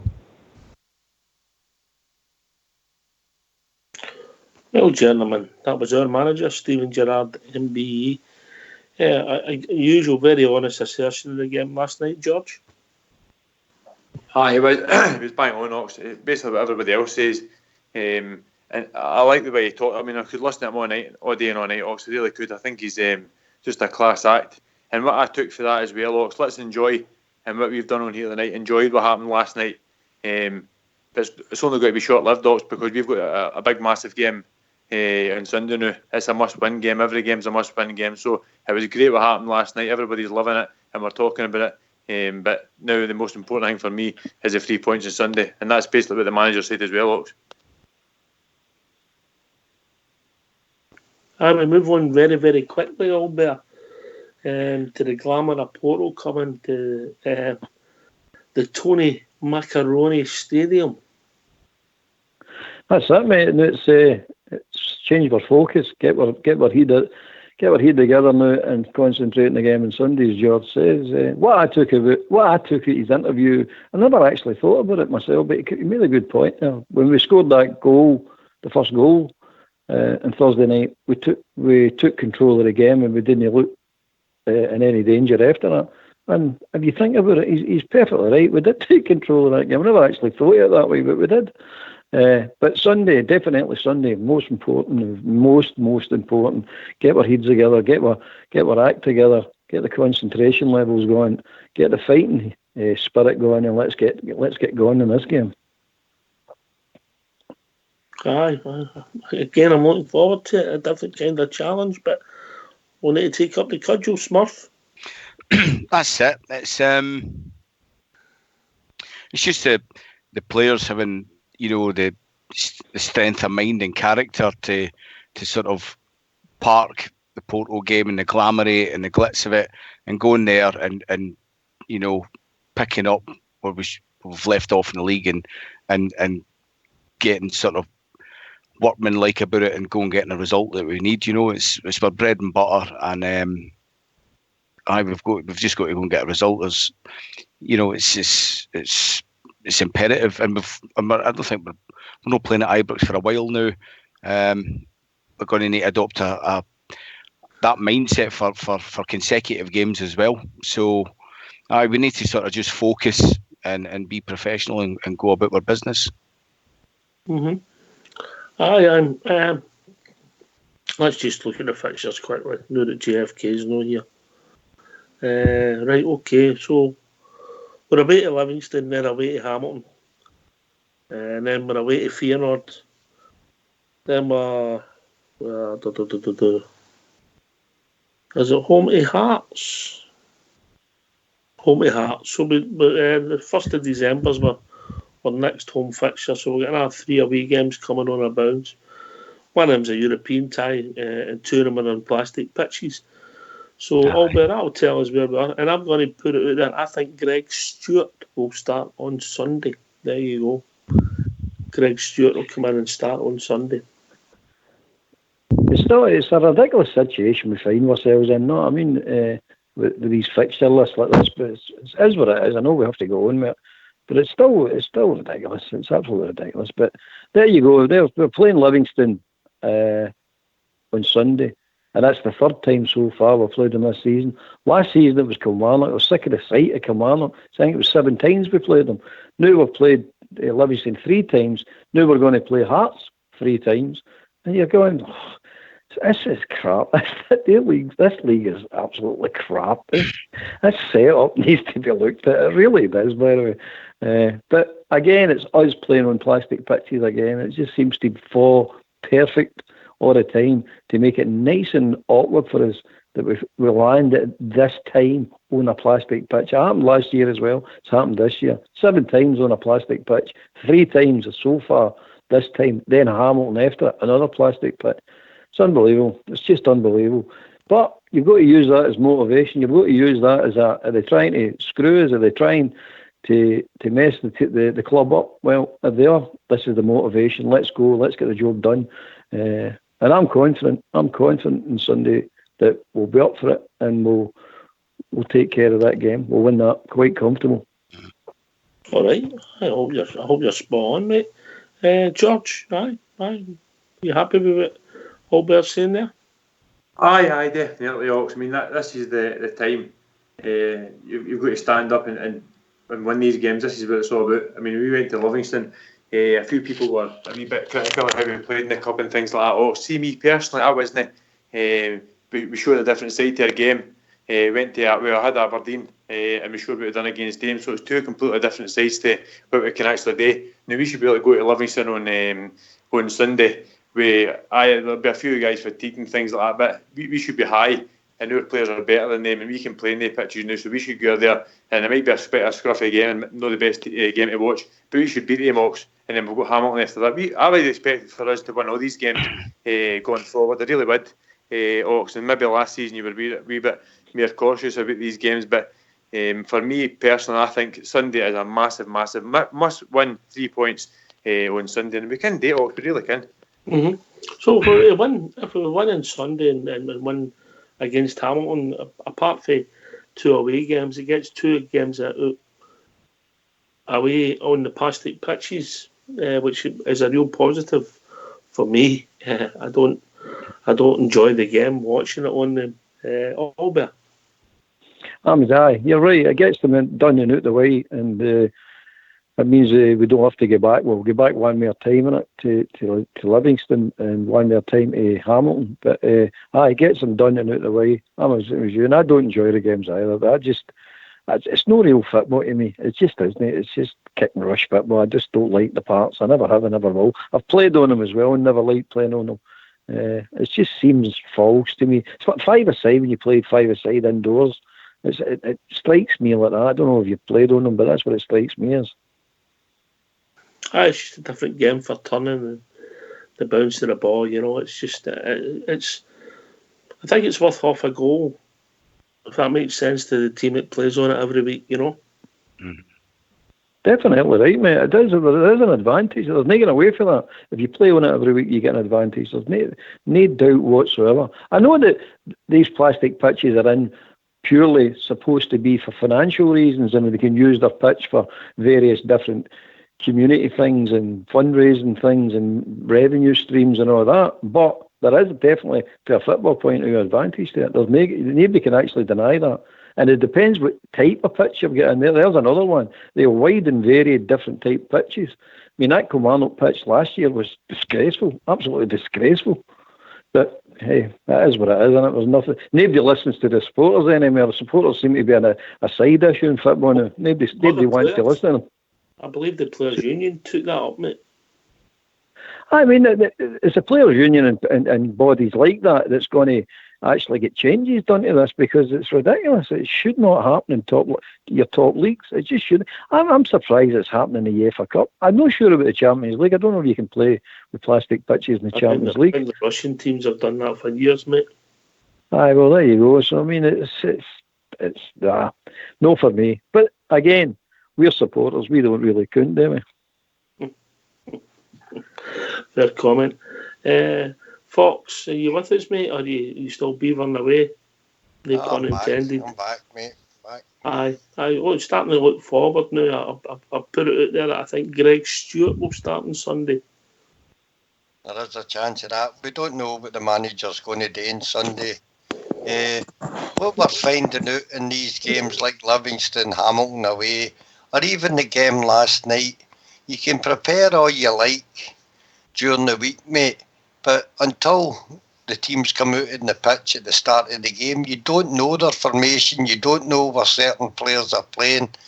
And I think the fans, especially last night in the first half, were thinking, we're playing terrible, but we had to figure out their formation because they changed it for 4-4-2 over in Porto when we done well. And last night they went a sort of 3-5-2. So we had to work out how they were overrunning us in the midfield. And eventually the boys got together and they figured a way out to beat them. And that's the way it'll be going forward. We'll go to Livingston on Sunday. Might be a wee bit sticky to get going at first. Sort out between the team how they're playing and how we're going to beat them. And that's the way to go forward for me. That makes sense? You always make sense, mate. Even when you don't. No, in my previous partners I didn't, so I'm doing well then. That was different. You were a lot younger then. You've matured a lot since then. That's true, mate, that's true. I've took you under my wing. I'm not mentioning anything about that. All right, thank you. Thank you. He was still by my side late on, by the way, Albert, just he was all right, my wingman. Was he, aye? A good wingman, was he? I was the most sober out the lot of them, mate. Well, that was the reason I was staying back for you in Sam. I'm not getting involved with turning up late because you know yourself, that's murder and things like that when everybody's babying. But I said, no, hang back for that one. Getting back to the Hamilton game, you're right, mate. It's a case of, well, we know what we're going to get after them. Gerrard said it. We know what we're going to get after them. There's just going to be, it's going to be bully tactics again. There's no doubt about it. That's the only way they can play, basically. Big ball up to that big centre forward, him try to hustle and bustle, see what breaks off of him. But personally, I think it'll be the same team, just with Barker no playing and Arfield in. That's what I think we'll start with. I would have been surprised also if Defoe starts. There you go. Wouldn't surprise me with the manager. George? You're possibly right there. I don't know how serious we would take Ryan Kent coming back into the team the other night there. So I don't know how much he'll play because it was a hamstring injury here. So they'll probably look after that. And he did say in his interview last week he's trying to get his fitness up so he can get into 2 games a week. So he might not be ready for that yet. So he might be the one that maybe come out for somebody to go in his place. But for me, Ox, I think that everybody's got to go and play these games. We've done it already and bet them in the cup and things like that. We've bet Hamilton at our place. So if you're going to win these leagues, everybody's going to have to go there and do that. And what Fox was saying there, it was 2 sides to the game. A lot of people thought we weren't the best in the first half. I thought we were really good in the first half because we kept them out and we were working out what kind of formation they were doing. So that's what we're going to have to do them more as well. Work out how they're going to play the game and then just beat them on the attack. And Sunday, and that's the way the game's going to have to go against these teams. It's going to be one of the ones where you get your working bits on and just battle through it and hopefully get the 3 points at the end of it. I'd take a bridge. There you go. I'd take a bridge. I never thought I'd say it. There you go. Smurf, I'd take it. Am I right in saying, Ox, that it's an international break after this game? Aye, mate, it sure is, mate. Something to look forward to. No, but it may affect his selection. I mean, I think he'll put near enough the same team back out knowing that they're going to get a rest after the game anyway, you know what I mean? So, it might affect his selection. I don't know. To my mind, it should affect his selection. He's saying, well, go out there and empty your tank again, and then you've got a fortnight's break near enough, most days. Do you think, Ox, if he starts with Stewart, do you think he'll start with Defoe as well? I don't know, mate. I'm just saying there's a possibility for that. I just got a funny feeling that Greg Stewart's going to come in. Mm-hmm. You know, I think he sees him as somebody that can open up tight defences in Scotland, and I think he'll use them. I might be wrong. I've been wrong before, 1984, I think.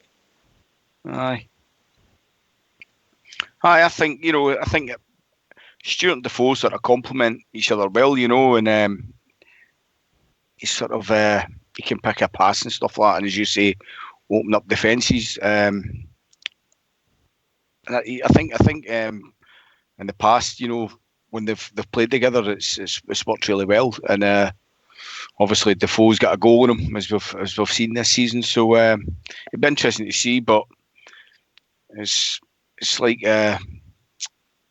what your man was just saying there. It's an international break. You might not want to mess with the team selection and look, get them empty themselves and then get to the international break. But it's staying clear injuries and stuff like that as well, So who knows? But it's a tough game. I find myself getting full of anxiety. No against big teams or glamour teams or big fixtures. See, going in these pitches, you're sitting there thinking, somebody going to get injured, either by the pitch or one of these hammer throwers. Do you see what I mean? It could scupper everything going forward. It could derail us if the wrong players get injured, So it worries me playing on it. That's a good point. It worries me, I can see where you're coming from with that one. You like Jack nurses a knee injury sort of perpetually. He manages it, and the backroom staff and all that, and the physios, they manage it well. He's not somebody we can leave out our team. He's developed to such. He's so influential. We can't afford to leave him out when he's fit. And but they're the type of surfaces that you're going to pick up an injury, And these are the type of players that you're playing against. That you're going to get injured playing against. So it fills me with anxiety. Aye. See, the injuries I'm always worried about in the pitch is that one that your studs jam on the surface. Aye. You know what I mean? That's the one I'm concerned about, because it's easy done in these surfaces. It's no happened before to many a player, and you're always sitting there in tender hooks going, "Oh God, I don't like them. I just don't like the pit. I don't think anybody likes them. They should be done away with. They really do. They really should be." But anyway, we've got to go on with it. We've got to go out there and win and get our 3 points. And I've got a feeling, by the way, they're going to have a go at us. I don't know where I'm getting this way, but I've just got a feeling they're going to have a go at us. I think they play direct football, mate, and that's the way they'll play. Yeah, I don't think they'll change their game, and that's a compliment to them, George Logan. Aye, that's right, Ox. I mean, I think I think they're no bad football team, Ox, and their manager gets the best out of them as well. I kind of lost a few players last season to different teams and things like that. They're centre half to Hertz and one of the players to Motherwell and things like that. So they're not a bad team, Ox. And like you say, they've got that wee half a goal. He'd start on their own park. So for me, I think they will have a bit of a go. And you're saying about the boy Stewart maybe coming in, possibly Defoe coming in. Would that be Barker going out and Morelos or whoever it is going out? The thing is, Ox, the squad we've got, I wouldn't be too bothered if anybody did go in, because I think we'd get the best out of these guys coming in as well. I think they would maybe want to get their place and try to get the best for the team. So I'm quite confident with our 14, possibly 15, 16 players. Any one of them can come in and do a good job for us, Ox. That's what he's done, mate. He's developed a squad. Obviously, get this game out of the way, get the Hamilton game out of the way, and it doesn't matter if we win both. The goal difference will be the goal difference, but we'll be joint top of the league getting into December. Sitting pretty in Europe and a cup final. There's a lot to be positive about Spurs. Oh, it's absolutely brilliant. I mean, I was, said on here countless times, I'm not interested in cups, European competition, none of it. You can ram a lot of, let's just sort of keep our tinder dry and just go for 55 and whatever. But, we're Rangers, we've got to attack everything. We've got to try and win everything.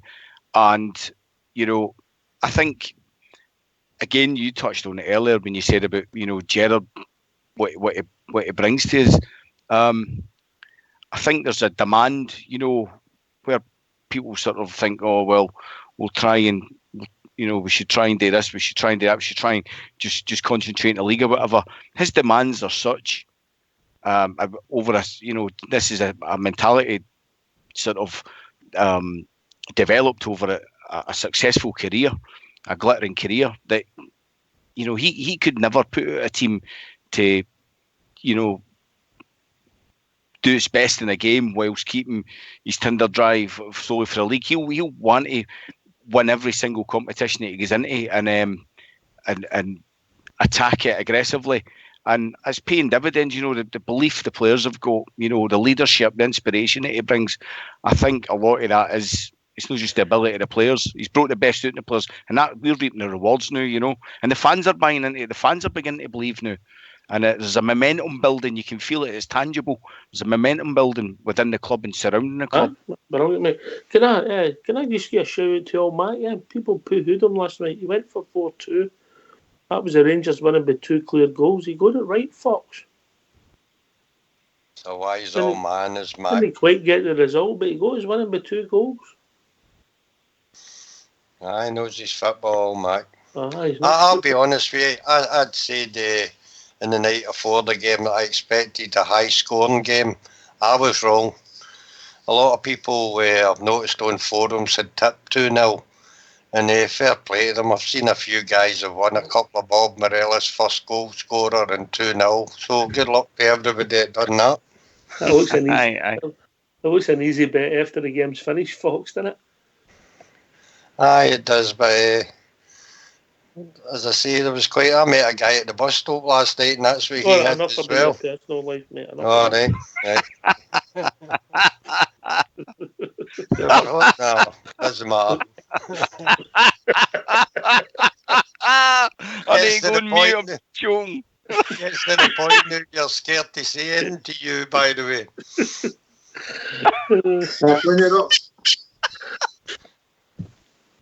What's up with you, Smurf? When you come? Fuck me. Oh, sorry, I'm alive. Smurf. Oh, that was terrible. That's terrible. Oh, it's funny. I'm sorry. Such old guys like me and Old Bear. That's what we get. We get ridiculed every time we speak. Fox, as long as you don't smell like a bus stop, mate. That's the main thing. Fox is always immaculate. On you come. The point you're making there about the European games and the league and things like that, we're all going for 55. I think Fox has been greedy at most of the season. He's wanting to go for the 2 of them, and he believes we can do the 55 and still have a good run in Europe. At the start of the season, I was saying, let's get through this round and just see where it takes us. And it wasn't really that fussed. I want this league this year. I want our trophy back. Simple as that. We go into the group stages. We start winning games, and I start to get a wee bit of a thing with Ox, and then we're getting to this point. And then that one last night, and now I'm saying to myself, we can actually go places here. But considering my point is, a few weeks ago there, as I was worried about, is getting the first trophy under our belt in the League Cup, and then getting the league back. But now you're thinking to yourself, let's get a wee run here and see where it can actually take us, because of the teams we're actually beating, with Porto and things like that. So that's what it does for you. It gives you that wee bit of hope and that wee bit of, let's just see what we can actually do with this cup. It's confidence as well, isn't it? Gives you confidence. You start to buy into it, and you think, we can do this. You're right what you're saying. And the fact of the matter is, winning breeds winning, doesn't it? That's Gerard's philosophy, isn't it? Aye. It's been proven over time, isn't it? When you're winning, you seem to get the breaks. You'll get that last minute goal that you'll huff and puff all day, and you'll not get it when you're not winning. I think if we win that League Cup, we win the leagues in the bag. I think that'll deal them a terrible psychological blow. And if that rolls into the Old Firm game, I think we're on our way. I think the League Cup. I think the League Cup's important. By the way, we've got to put that to bed. We've got to win that. We've definitely got. I keep saying it. What that'll do is blood the team and give them a taste of victory. Give them a taste of that silver. And once you get the taste of that, Rangers with a pass. Once they get the taste of it, that's them. They're after more and more and more and more. So you need to get the first one winning to prove. The team need to look at it this way. They need to get that first one won to prove that they are winners. Golson, Tavernier, all of them are just come up saying, we're here to win trophies and help Rangers win trophies. Well, now there's a chance staring you straight in the face. Go out there and win that trophy. Let's have it, because the support want it. And once we get it, we're on our way. I mean, well, that'll take care of itself, but we've got 3 league games before then. and I think it's really imperative that we try and take 9 points out of the games. George? Aye, that's most important for me, Ox. Like Ken was saying about the run in Europe, and last night was amazing, but Livingston, Hamilton, would you say Livingston, Hamilton, then Hearts at home, is that what he says? Is that right? Livingston, Hamilton, Feyenoord away, and then Hearts at home. Aye, so for me, I mean, even after everything's happened last night and the praise and that we're giving each other on here, for me, 100%, I want to be league champions this year. Ox, I want to go for 55, so 9 points is a must for me. And we can do it, Ox. We've got the squad to be able to do it. We can get the working bits going, like I say, for Sunday. When we get back to Ibrox, you said it last night for the Hearts game. Let's get the dancing shoes on and show what we can actually do. So we've got two sides of that game, and we can actually do that now. So I'm confident we can go ahead and just win all these points, Ox. I really am. Which shoes should we turn up with on Sunday then, George? It's the working bits for me on Sunday, Ox. It's one of the ones where you just want to go there, do what you've got to do and get out of there, because I think it was that lot that dropped points here or whatever it was, and we had just been there a couple of weeks before it. For me personally, a lot of folk were saying, we didn't play well. We done what we had to do and we got out there with the cup win. If we go there on Sunday, get the working bits on, it's not going to be a great, beautiful football game, because you didn't get that one there. They're going to want to do everything they can for I think they'll attack us, but it's not going to be an end-to-end game. So for me, if we get the working bits on, come down to their level, do what we've got to do, beat them at their own game, and then we can win the game like we done last night. Working bits in the first half, see the pressure, and then win the game in the second half. All right, is it the working boots for you, Fox, or the dancing shoes on that pitch? Working boots, mate. Mm-hmm. The team will be going to work on it. I don't care what Livingston put up against us, mate. I think this team is wise enough and smart enough to find a way to win, as I said earlier on. We'll either start the game and score early, or if it's a struggle, we'll get a winner. That's what I'm confident in this side now. All right. Some of the boys were talking, I seen it briefly in the lobby there, about Kent. Who thinks he'll start on Sunday round the panel? Albert? Aye, I think he'll start, mate, definitely. Definitely. Smurf? I think he'll start. It might not play the 90 minutes, but I certainly think he'll play. Aye. Mm-hmm. George? I don't know if we'll risk him off. It was the type of injury he had, and he's already played the 2 games. Sunday, Saturday, and then the game the other night there as well. So I think he maybe just sit out this one. Also, I've got a feeling he maybe sit out this one. Fox? I would like to see him start. I think his trickery could maybe give us an advantage. He's one-on-ones. He's very good at getting into the box. So if he can just find that final ball that he misses sometimes, I think he'd be a great asset to us on Sunday, and I hope he plays. All right, okay. Okay then, all right. Albert, you like your teams and that. How are you lining us up on Sunday? McGregor, back 4 normal. Davis, Kamara, Jack, up front. Kent, Morales, and Arfield.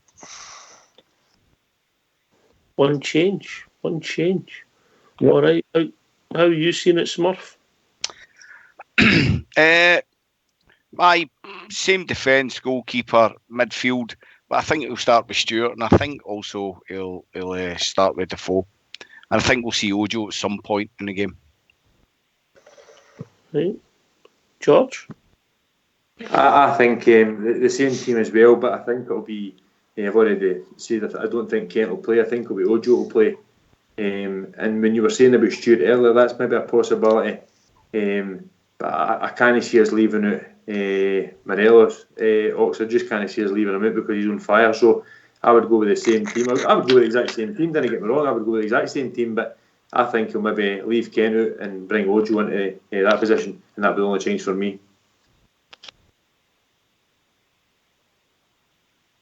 All right. I think it's I don't know if encouraging is the right word or pleasing the fact that we're just saying the usual back four. I really didn't see that coming a few weeks ago, Albert. No, it's pleasant to say, you know. I mean, it stops all this. Who's going to start? Is he better than him? And it's pleasant to actually say, they look a bit more solid now. I'm not saying they're the finished article by any stretch of the imagination, but they definitely look a bit more solid. And I also think it's the working boots, by the way. I think it's the working boots with Chibs. All right, with the segs on. Aye, I think so, mate. I think it's going to be one of the games. Well, I don't think it's going to be one. It is going to be one of the games, isn't it? It's not going to be anything. They're not going to all of a sudden turn into Portal. Know what I mean? No, they ain't. No. You never asked me my team. I'm just going to come to you, mate. I was keeping the best to the last. I'll surprise you. I would have McGregor in goal, a back four, a Tav, and Tav. Middle three, a Tav, and Tav. Tav up front and the right, Tav on the left, and Morelos in front to score for us. There we go. Who's the Tav? Do you not think there's too much Morelos there, big man? On the bench. No, I would just go the same goalkeeper, same back four, same middle three. The only possible changes will be right and left wings, I think, and Morelos will start. See after the conversation, Ox, that Gerrard had with Hollander, I'm sure it was at Livingston, wasn't it? Was it Livingston? Aye. Is there any chance that he maybe no play? Because when that strong like gets in your head, Ox, can just a ball bouncing out the top of gets in your head. I've done it. It's just a daft thing. I've done it myself, playing a tune and you put an extra beat in, and that gets in your head all the time and ready to do it and things like that. Well, will he maybe get left out for the rest of him, sort of thing, and bring Katic in? Ox, any chance of that, you think? I wouldn't be surprised, George. The manager, he's hard to see what he's going to do sometimes, but he just seems to be going with this settled back four. They've got one to go and then they've got a rest. But if Katic come in, would anybody be upset? Stardog would be delighted, you know, and that's the place we are at Smurf. It's great competition for places. It is, but another great thing is the last few weeks we've had such a, wee bit of inconsistency and guys losing form and confidence in that. And all these guys are coming through that now. Kamara looks more comfortable and more confident. The same with Tav and Goldson. As I say, I think he's played his best game in the Rangers jersey last night. I think we're coming good at a really important point. We're coming up to a Comfort Cup final. We've got the Old Firm game coming up. And to have these guys gelling and coming together, full of confidence, starting to fire on all cylinders, knowing that if they make a mistake, there's somebody there champing at the bit to take their jersey. It can only bode well, It's healthy.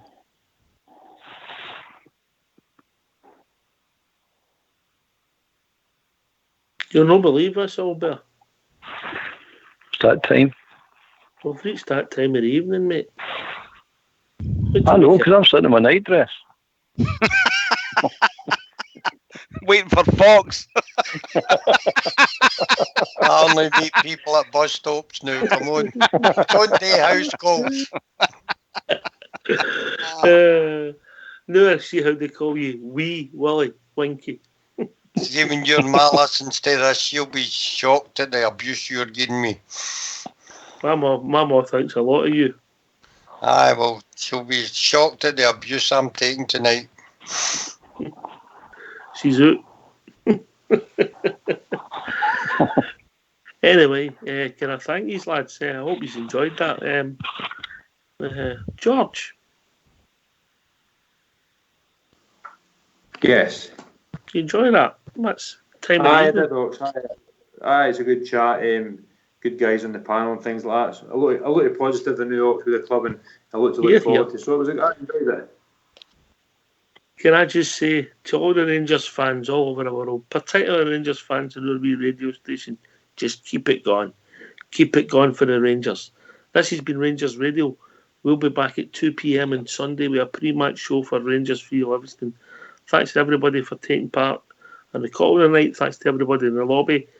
Thanks to everybody for listening, and thanks to Fox and All School Blue for sorting out the technicals. We'll be back on Sunday, 2 o'clock. Speak to you then. Take it away, All School Blue. Keep it going. Keep it going. Oh, every other Saturday, my house day up, and it's up to the match I go. Happily we wander down the Copeland Road, me and my wee pal Joe. Oh, we love to see the lassies with the blue scarves on. We love to hear the boys all roar. But I don't have to tell you the best of all, we love to see the Rangers score. Whoa, me, oh, me, oh, me, oh, my. Oh, how we love to hear the cry. We love to see the lassies with the blue scarves on. We love to hear the boys all roar. But I don't have to tell you the best of all, we love to see the Rangers score. Oh, we won the Scottish League about 1,000 times. The League Cup is simple too. We gave some exhibitions in the Scottish Cup. We gave a Wembley Wizard too. And when the Glasgow Rangers won the European Cup, when we won they had before, we'll rally round an Ibrox 100,000 strong. We'll give the boys an Ibrox roar. Whoa, me, oh, me, oh, me, oh, my. Oh, how we love to hear the cry. We love to see the lassies with the blue scarves on. We love to hear the boys roar. But I don't have to tell you the best of all, we love to see the Rangers score.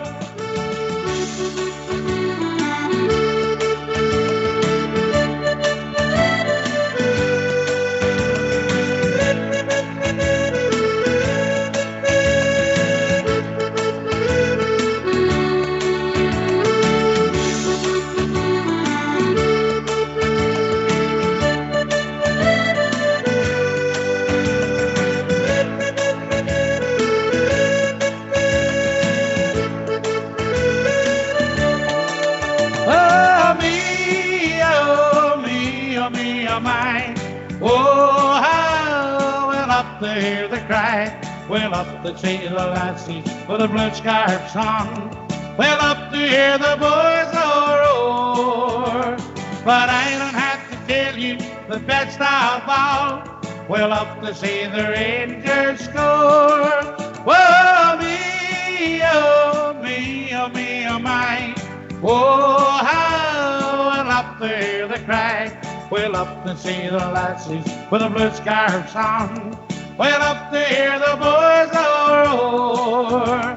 But I don't have to tell you the best of all, we love to see the Rangers score.